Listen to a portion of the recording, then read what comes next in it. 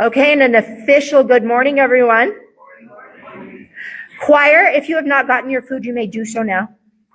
If you have, feel free to take your seat. Now, is everyone enjoying their pancakes? Can we please, in a moment, make some noise for everyone who put this together for us today? Troop 141 and Pack 143, as well as a whole bunch of other volunteers back there. So let's make some noise. Woo!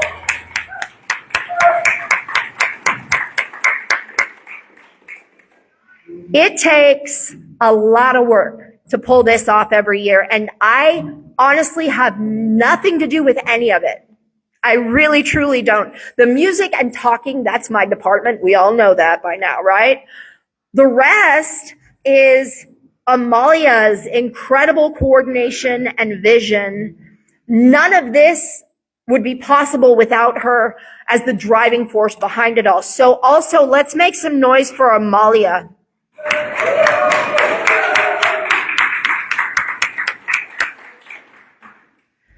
This actually may be my favorite way to kick off the Advent season. I know officially it started last week, but this is really a cool tradition because Advent, I think it's not about escaping ordinary life. It's about the holy daring to show up inside of ordinary life. And here we are with these sacred candles lit and sacred seasonal music being played and a room full of hungry people holding forks. So I think we have pretty much nailed the something holy in the ordinary thing this morning, right? But this year, it's even better because we're supposed to be exploring the sacred symbol of the circle. And we're gathered around circular tables, eating circles of fried batter, drinking out of cylindrical cups and eating little cylindrical sausages. Was that part of my plan for today's talk? No. And I say no in a bigger way than usual today. Because 6 weeks ago, I told you that we were going to explore 5 sacred symbols. And I said that they were the wheel, the hoop, the web, the circle, and the one. Did you notice anything there in that list? The hoop was supposed to come next. But for the last few weeks, I have been confidently saying circle without an iota of doubt or confusion, which tells me that it's supposed to be circle first. Spirit leads and I follow. When I sat down to write and I reviewed the whole picture for today's service, I realized that between the music and the readings, some of them, we've pretty much told the whole story of Advent already today, right? First, Eddie, where'd he go? There he is. Eddie opened the door and officially ushered in the Christmas spirit as only Eddie can, perfectly and beautifully. He set the table for our spiritual feast in the same way that these tables were set for our breakfast feast. And then we sang, O come, Emmanuel. And I've noticed that people often sing it in a minor key. Have you noticed that? And that somehow sounds to me like yearning or like waiting, like something is missing and building. And we're hoping that it won't be missing forever. It's the hope and promise of things to come. And then we heard follow the star, which is really the great human instinct, isn't it? We look for light and we take one step toward it. Even when we don't know where we're going, we still look for something that feels light.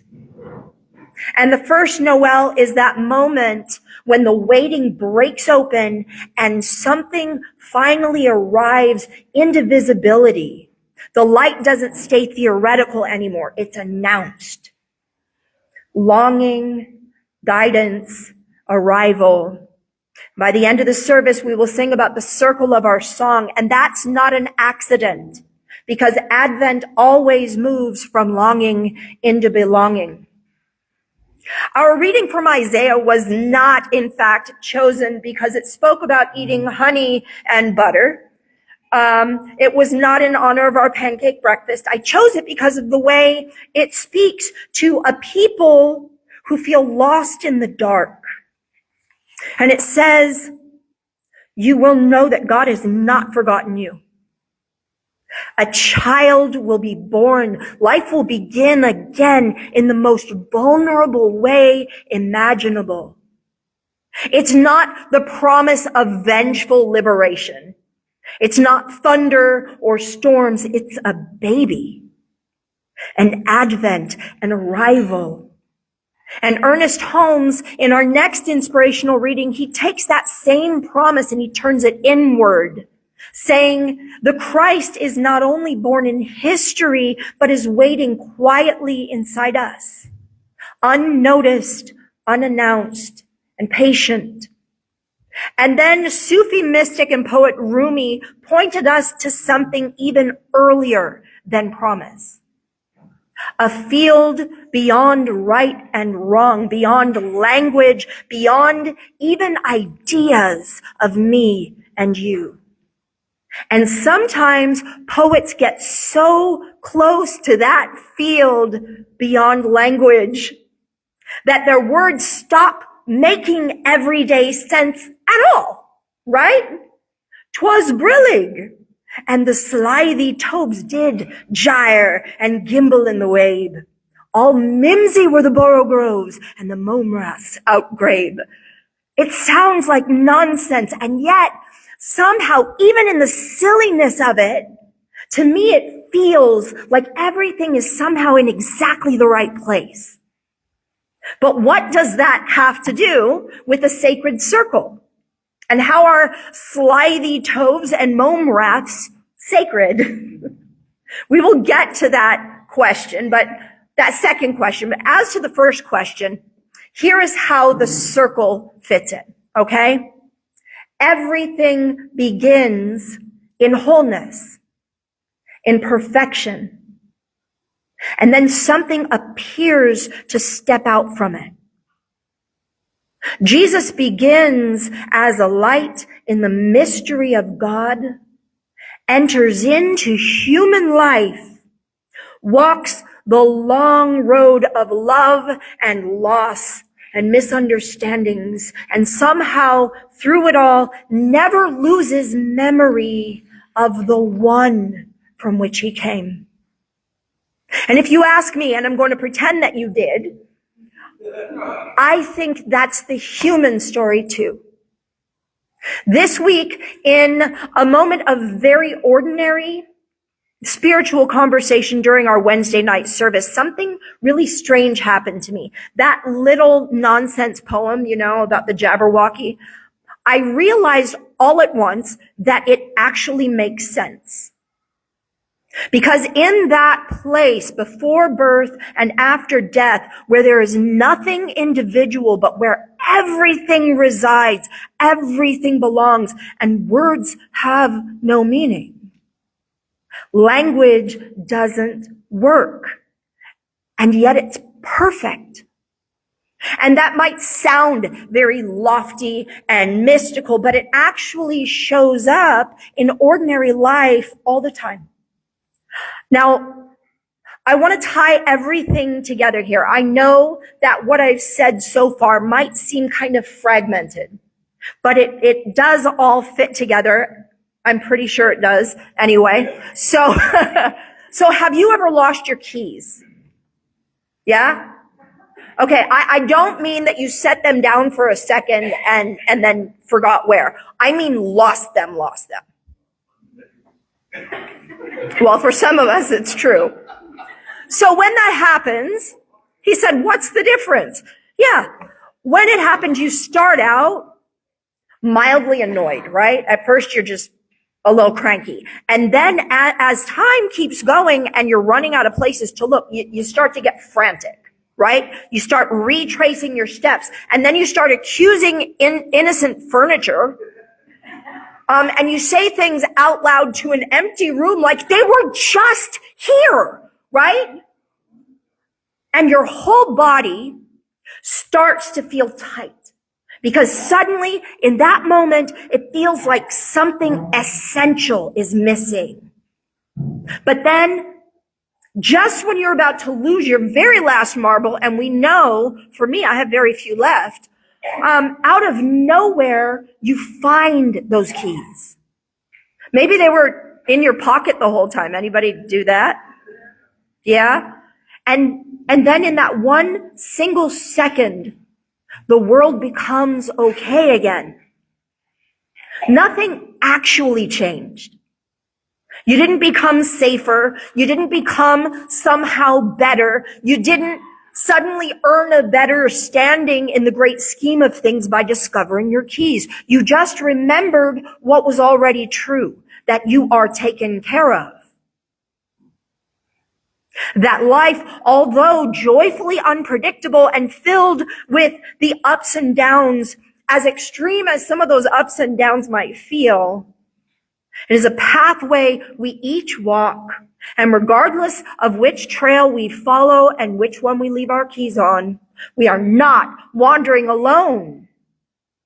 Just as those keys were necessary to your car's mobility, your home's access, remembering who and whose you are is necessary for your life's forward momentum. That whole scenario right there is a very, very, very scaled back model of the spiritual life. We don't move in and out of God. We move in and out of awareness. The circle teaches us that everything begins in wholeness, appears to leave it, and then appears to return. But here is the secret the circle keeps whispering to us. The return only feels dramatic because the leaving felt so real. But what if, just what if we never actually left at all? I want to tell you a quick story from when I was a little girl. I was really, really small, so small that I couldn't see over things. And so store racks seemed like impenetrable and formidable forests, right? Everybody remember those days? And I remember very vividly that we were shopping at Mervyn's. Okay, yes. It was that Kohl's on Huntington and Mayflower, that was the Mervyn's. So we were in that store.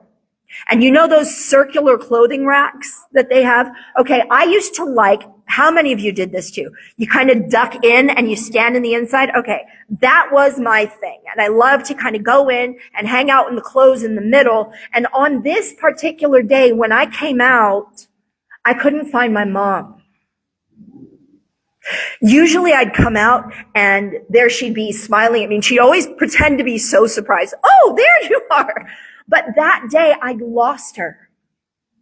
Just for that moment, but that moment, it felt like an eternity. I remember the sound of the place going kind of muffled as my thoughts got really loud. And I remember the feeling of my chest getting tight and starting to choke up. And I remember my eyes scanning for what I was sure I had permanently lost. And then suddenly there she was. She hadn't gone anywhere. I'd come out the wrong side of the rack where she wasn't, instead of the side I went in on. And in her arms, everything that felt broken was instantly whole again. And I think that's what all of us are doing on some level. We think God went missing. We think love disappeared. We think that safety is gone. We think we're alone. And the whole time, we are standing in the very place where we were always held. Advent is that holy ache of feeling lost, mixed with that quiet certainty that home still exists. It's the time of year when the soul remembers that something beautiful is trying to be born again, not just in history, but in you, in me, in us. Now, this is the part where I want to gently introduce something, and I ask you not to give in to feeling overwhelmed, because if you start out feeling overwhelmed, I don't know how you're going to fare as we go into the other stanzas of one of the pieces that I'm using for these talks. Now, you remember what I told you, that I suddenly realized all at once that the Jabberwocky actually makes perfect sense. We were not talking about literature or poetry or anything which should have brought it to mind. We were, in fact, talking about the difference between believing and knowing, and how to help someone move from believing to full-on knowing so that they can make the changes in their lives that they say they want. That, believe it or not, has nothing at all to do with Vorpal blades or Snicker snacks or anything else related to Lewis Carroll, which you will find out in the weeks ahead. And yet, there it was, the Jabberwocky. And it was clear. Now, before anyone starts to worry, I am not about to read the whole thing today. You may put your shoulders down.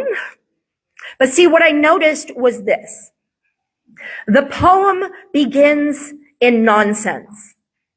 Words without definition, movement without explanation, and it ends the exact same way.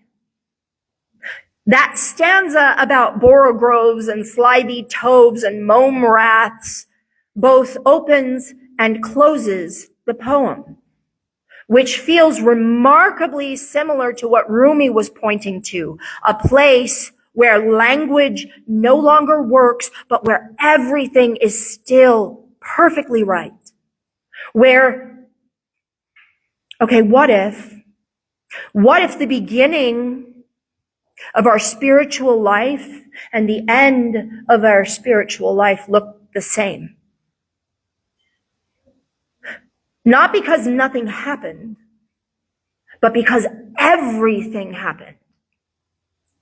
Between those two movements in the poem, though, something else appears, and that's a warning, right? If you know the poem, you know where I'm going. And I don't think that this warning is about evil, because it sounds that way, right? It is not about punishment. I think it's about what shows up when we begin to believe that we're separate. And here's all I'm going to say about that this week. When we forget the circle, we start to fear one another. When we forget the circle, we turn differences into dangers. When we forget the circle, we start trying to protect what actually never needed protection. And that is as far into the Brillig forest that we're going to walk today. We will explore the rest of it later in the season, slowly and gently together. But for today, I want to bring us back to something very simple. Everyone look at your plate for just a second, or remember it if your plate is already cleared. You didn't have to earn that plate. You didn't qualify for that plate. You did not pass a spiritual exam to receive that plate. It just arrived, right? It was provided. It arrived because someone loved you enough to prepare it. That is grace. Not a prize, not a reward, a gift that exists because love is what love does. And that, my friends, might be the deepest meaning of the circle of peace, which is our subject for today and the symbol of our second week of Advent. Not that we are perfect, not that we always remember, but that no matter how far we wander in our imagining of what is and is not good, what is or is not right or just, there's always a table waiting. There's always a song still being sung. There is already always a light that is lit. And we don't return to it by striving, by doing and earning, by manipulating or converting or saving or paying. We return to it by remembering. So today we light candles, we eat together, we sing, and we wait.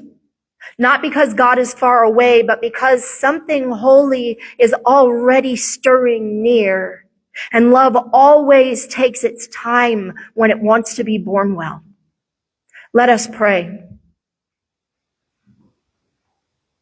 Spirit of life, love without edge or end, we thank you for this holy moment, wrapped in candlelight and song, in laughter and syrup, in memory and hope. As we wait for the light of Christmas to rise again in the world, help us remember that the light has never left us. That even when we feel lost in the forest of our fears, we are still standing in the circle of your love. Soften what has grown tight within us. Gentle what has become afraid. And awaken us again and again to the deep truth that we are held, we belong, and we are never alone. May the circle of peace widen in us this week, in our homes, in our work, in our conversations, and in our hearts. And may love take its perfect time being born in us once more. And so it is. Amen.